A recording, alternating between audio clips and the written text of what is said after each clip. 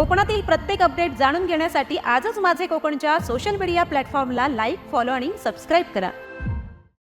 उमेद महाराष्ट्र राज्य ग्रामीण जीवन ज्योती अभियानांतर्गत रत्नागिरी जिल्ह्यातल्या खेडमधील बचत गटातील महिला सीआरपी यांना स्मार्ट मोबाईल फोन वाटपाच्या कार्यक्रमावेळी राज्याचे उद्योगमंत्री तसेच पालकमंत्री उदय सामंत यांनी महिलांकडून चक्क रिटर्न गिफ्ट मागितले असल्याचा आरोप विरोधकांनी केलाय। मंत्री उदय सामंत यांनी शासकीय कार्यक्रमात आम्ही विविध योजनेच्या माध्यमातून महिलांना बक्षीस दिला आहे, आम्हाला पुढील 1 महिन्यामध्ये आशीर्वाद रूपी बक्षीस द्यावे असं प्रतिपादन यावेळी त्यांनी केले। तसेच याच कार्यक्रमात त्यांच्या भाषणानंतर शिवसेना शिंदे गटाच्या नेत्या मीनल कांबळी यांनी विरोधकांवर आगपाखड करत राजकीय भाषण केल्यामुळे आता उद्योग मंत्री उदय सामंत यांनी मतांच्या रूपाने मागितलेला आशीर्वाद हे रिटर्न गिफ्ट मागितले असल्याचा आरोप राष्ट्रवादी काँग्रेस पार्टी शरदचंद्र पवार गटाचे तालुका अध्यक्ष विनायक निकम यांनी केलाय। तसेच राबवण्यात आलेल्या विविध योजना या शासनाच्या तिजोरीतून राबवल्या गेल्या आहेत, त्या पुढेही सुरूच राहणार आहेत, मात्र याचा राजकीय स्वार्थ साधण्याचा प्रयत्न होत असल्याचा आरोप देखील त्यांनी केलाय। त्यामुळे जसजशा निवडणुका जवळ येत आहेत तसतसे राजकीय वातावरण तापत असल्याचं आता पाहायला मिळतंय। 2400 आमच्या सीआरपी महिला भगिनींना हा मोबाईल बक्षीस म्हणून देणार। की मोफत असा शब्दप्रयोग कधी केला नाही, सहकार्य म्हणून कधी केला नाही। तुम्ही जे काम करताय त्याचं बक्षीस म्हणून 2400 महिलांना मोबाईल देणारा हा महाराष्ट्रातला पहिला जिल्हा हा रत्नागिरी जिल्हा आहे। आणि त्या कार्यक्रमासाठी आज सगळ्या महिला भगिनी जमलेल्या आहेत।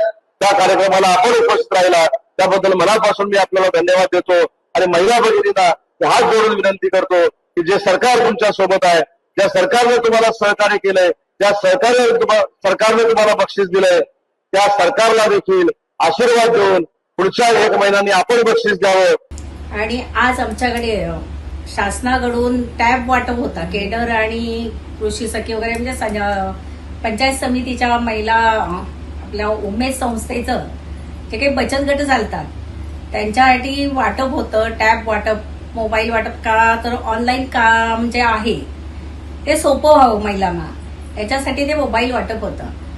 ते आज वैश्यवाणी भवन हॉलमध्ये होतं। तिथे महिलांना तुम्ही सगळ्या केडरना बोलवलं गेलं, पण तिथे थोडंसं असं वाटलं की तिथे ते कार्यक्रम आमच्या शासकीय नसून ते एक राजकारणाचं, एक पक्षाचं कार्यक्रम आहे असं वाटायला लागलं।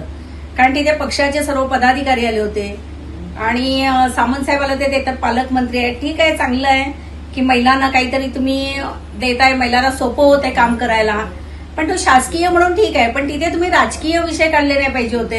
तिथे सगळं राजकारणाचे विषय आले। सरळ सरळ तिथे तुम्ही निवडून आणा आमदारांना किंवा काही असं, तुमच्या काही पदाधिकारी महिला कोणतरी आल्या होत्या तिथे, मीनाताई म्हणून, त्यांनी सरळ सांगितलं की निवडून आणा। मग तो राजकीय कार्यक्रम होता की आमच्या बचत गटांचं होतं हेच आम्हाला महिलांना कळालेलं नाहीये। वैश्य भवनला त्या कार्यक्रमामध्ये